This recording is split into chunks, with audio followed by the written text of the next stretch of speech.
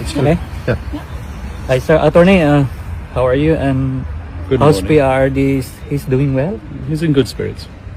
Okay, thank you. And does PRD have any message for the Filipino people now that May 12 election are fast approaching? He asked for calm and restraint. He knows that there are elections in the offing.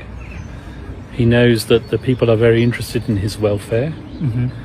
And he also knows that there is a tendency, perhaps, for people to get excited and not to respect the judicial process. He insists that the judicial process be respected, that there be no interference in that at all. Thank you, Attorney. And Attorney, how do you respond to the ICC judge's rejection of your proposal?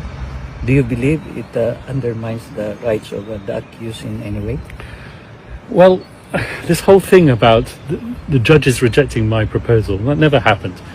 All that happened was that there were two activist victims representatives by the names of Joel Butian and Christina Conti, who made all sorts of assertions in the press that I had asked to restrict victims' participation in the process by limiting the ID documents that could be used. That never happened. All I was doing was I was relying on what the Philippine social security system requires for ID to be verified in the Philippines.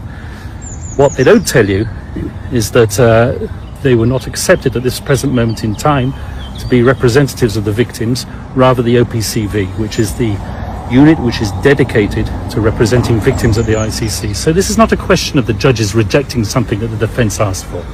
This is a response that the defense made to the VPRS, which is the internal court unit which is responsible for assessing victims' applications. That's all we did. We made observations. We didn't make a request which was rejected. That's a big lie. Yeah. So do you think the ICC sets dangerous precedent by relaxing documentary requirements, particularly in highly politicized cases like this? Once again, this whole issue of it being a dangerous precedent is not something that we created. It's something that's in the minds of Joel Butian and others.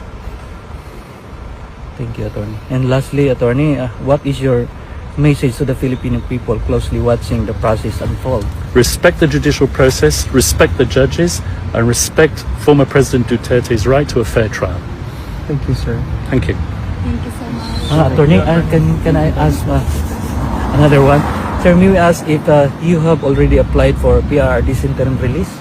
Once again, I'm not going to comment on the chronology of that request. There will be a request for interim release in due course, but as I've said many times before, certain conditions have to be ripe for that interim release to take place.